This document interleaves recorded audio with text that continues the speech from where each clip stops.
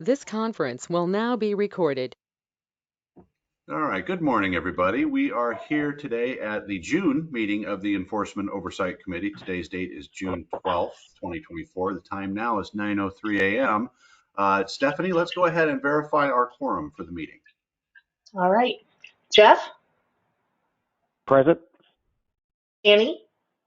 Present. And Lori? Here. Excellent. Quorum is verified. Staff in attendance today, we have myself, Chad Cook. We have compliance investigators Dan Murphy and Danny Fry, and administrative specialist Stephanie Perkins. First up on the order of business today is to approve the Enforcement Oversight Committee meeting minutes from April 2024. Do we have a motion to approve those minutes as written?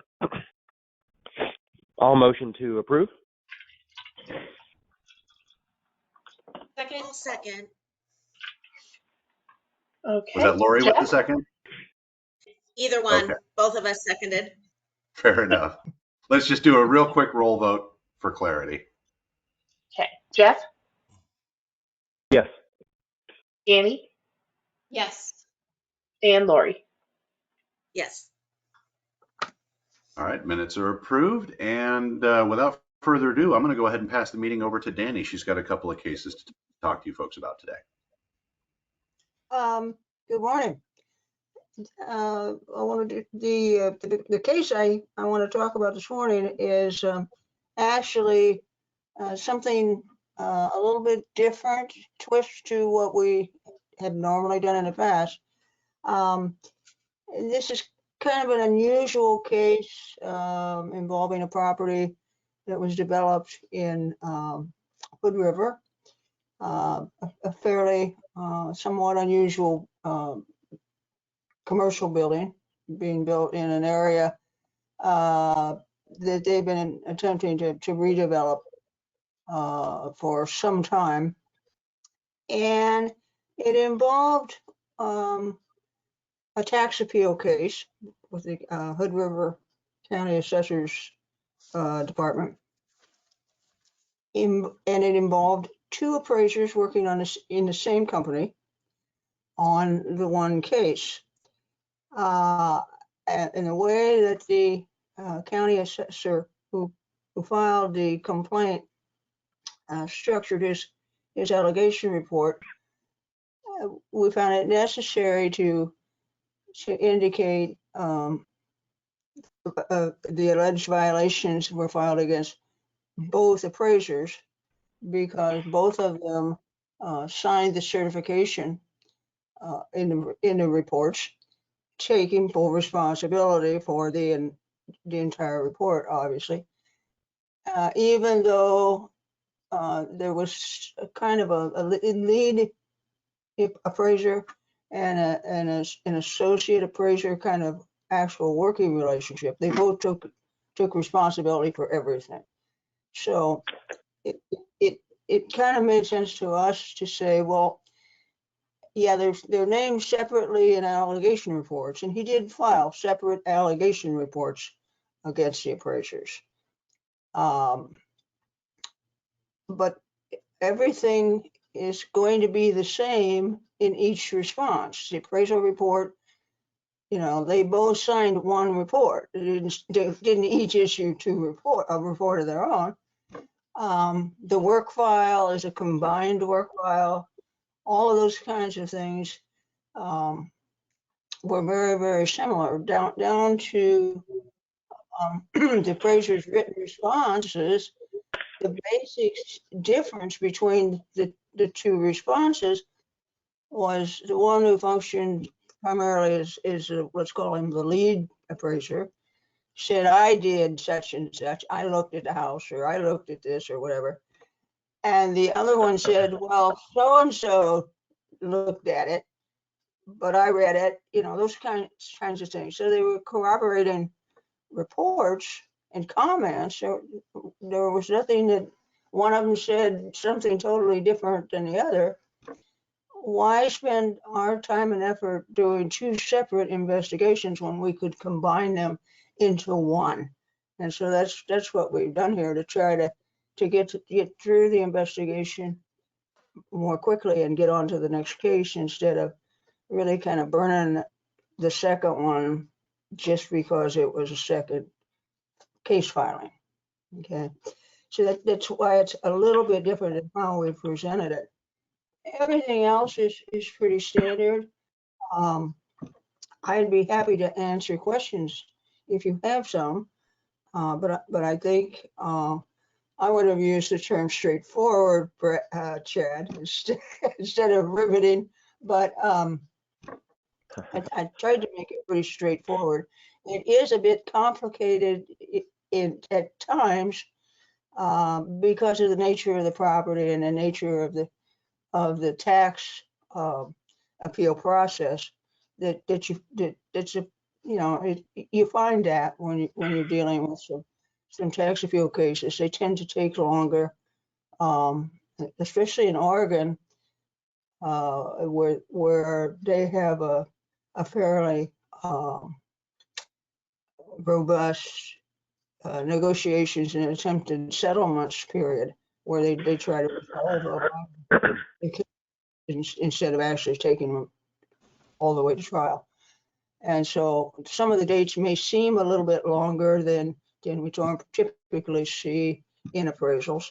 But if you factor the mediation periods and stuff into them, they really didn't seem to be out of line. So are there any questions that you've been waiting all weekend to find out? Yes, ma'am. Just real quick, Annie, before you talk, Danny, just real quick point of order for the record. This is the cases that we're discussing today are 22-2539 and 22-2540. Just so we've got that on the record for the EOC. Okay. Well, Those I are just the have only to say that I'm sorry, I just have to say that I have a conflict of interest on this, that I need to, a possible conflict of interest on this one, because I've been hired to appraise these two properties.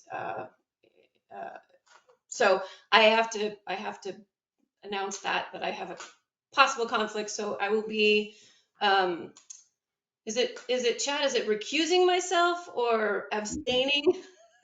Or both? Yeah, you can recuse yourself just because of the fact that there's a potential conflict here, Right. given future activities, as far as what you're going to be doing outside of the EOC and all of that. Yeah, that makes perfect sense. So yes, you can recuse yourself from the vote. I just had to establish that. So anyway, carry on. I had a question about the record keeping rule part of it, and this is more of a, maybe I'm in the weeds a tad, but because the testimony part of the record keeping rule that's been broken regards back to the appraisal, but the record keeping of the testimony and how that applied to the work file and stuff like that, that is basically, that's still within the scope of the original complaint because it connects to the original appraisal assignment, even though you're kind of reviewing both the testimony in context with the original appraisal assignment. Is that they're kind of together? Yeah. Okay. Just want to make sure we're in the same scope. Yeah, in a condemnation case, you're typically asked to, do your appraisal work, your standard appraisal work, and then you normally are prepared to go into court and defend your work. Mm-hmm. And in this particular case, there was a situation where there was some information that was provided to the appraiser that was incorrect, and the court did allow him to correct that information. Essentially, in lieu of issuing a revised appraisal in a written form, he was allowed to make those corrections verbally on the stand. Okay, thank you. Thanks for that clarification. So I do have a question. So I recognize that when I'm specifically talking about the Standards Rule 1-1C violations. So there are two of them in there that I'm not sure I'm in 100% agreement with, particularly the appraiser failed to provide accurate identifying labels. He mislabeled some photographs. I don't know about that one, but yeah, and I get it. But the last one appears to be a 1-5B violation. So is there a reason? I'm just not sure that this combination of things constitutes a 1-1C violation if the third one is moved to a 1-5 with failure to analyze a 3-year sales history. So is there a Okay. reason? And I recognize that I'm new to this committee. So is there a reason why it was structured this way? You're talking about 1C. Make sure I got the right book. Sure. Um, Yeah, I kept looking at the 2024 book. I don't think that this section is any different, but I recognize that this occurred in. You're asking specifically about 1C, was it 4? 11C. 1C? Yeah, I had a book 1C. when she started, that's what, Yeah. okay. Right. In the aggregate affects the credibility of the assignment results. Yeah. Okay, well, this is one, and I think Chad and I've had some discussions on it, because of the number of the multiple, what he considers making that serious, right?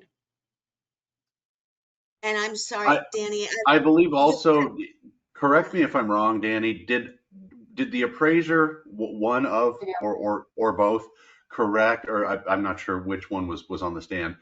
Did the appraiser correct that on the stand and then it just didn't get documented in the work file after the Yes. fact? Is that why? Maybe. Okay. Maybe I just misunderstood the question. Yeah, no, part of the problem with the work file, in terms of the testimony, was USAP requires a summary of the testimony. And I don't think what was in the work file was like one word or maybe 2 words. Certainly nothing that would, I think, any reasonable profession would qualify as a summary.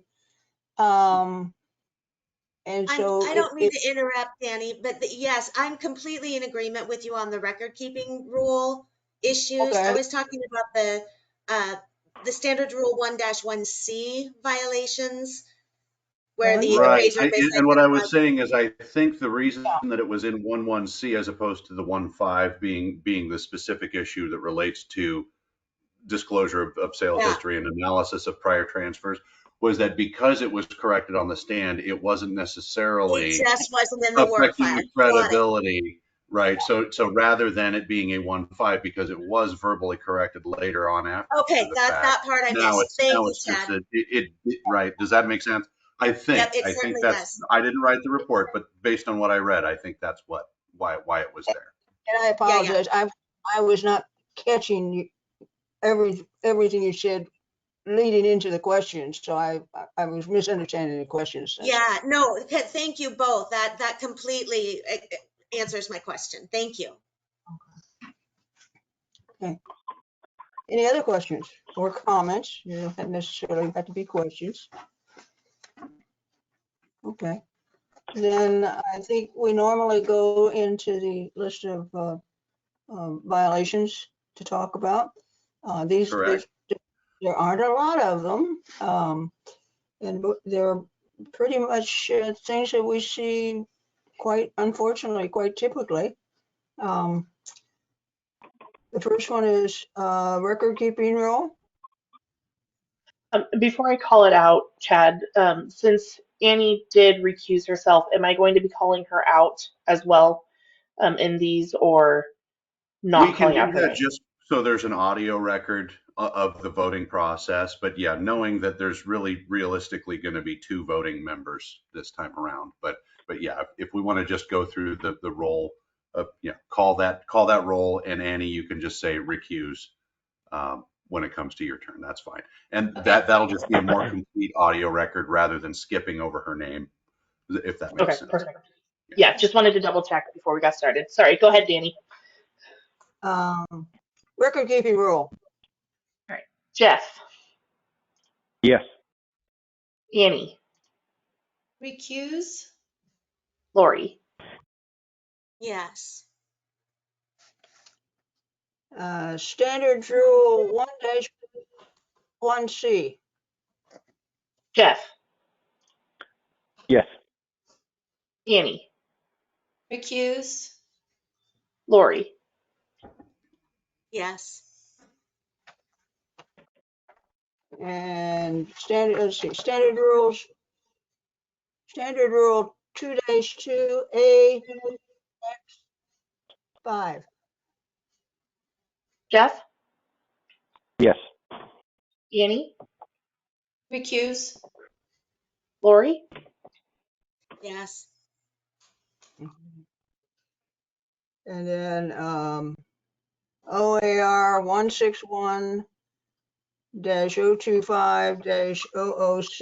161-025-00601. Jeff, Yes. Annie, Recuse? Lori, Yes. OAR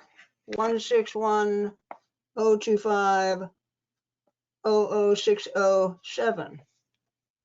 Jeff, Yes. Annie, Recuse?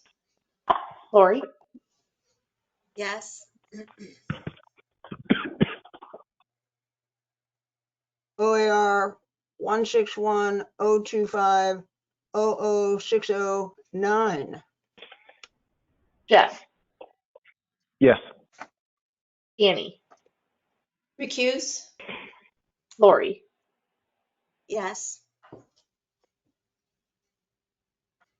OAR 674-140. Sorry, Danny, just real quick for the audio record, ORS 674. Oh, I thought I said ORS. Okay. That's what I thought you ORS said too. 674-1402. Jeff, Yes. Annie, Recuse? Lori, Yes. And ORS 674-140-11. Jeff, Yes. Annie, Recuse? and Lori. Yes. I'm out of things to read, Chad, so it must be your turn. All right, so that voting record was related to both of the cases, correct? Because it's a combined That's correct. compliance report. All right, so we're not calling out both cases. We've already called out the case numbers. Well, essentially, folks, unless there's any new business that the EOC members want to bring up, we can entertain a motion to adjourn at this point. So moved. So moved. I'll second. All right, Lori with the motion, Jeff with the second. All right, thank you, guys. Stephanie, let's do a quick roll call for the adjournment vote. All right. Jeff, Yes. Annie, Yes. and Lori. Yes. All right. Motion carries. The time is 9:22 a.m. and the meeting is now adjourned, folks. Thank you. I hope that first experience was a relatively simple and straightforward one. Thank you. Thanks, Chad, can I everyone. ask you a quick Thanks question? for your work on this, Danny. Jeff, give me a call after the Nice meeting. job, Danny. Absolutely. Yep. Thanks, everybody. You want me to give you a call? Bye-bye. Good day, guys. Bye. Bye.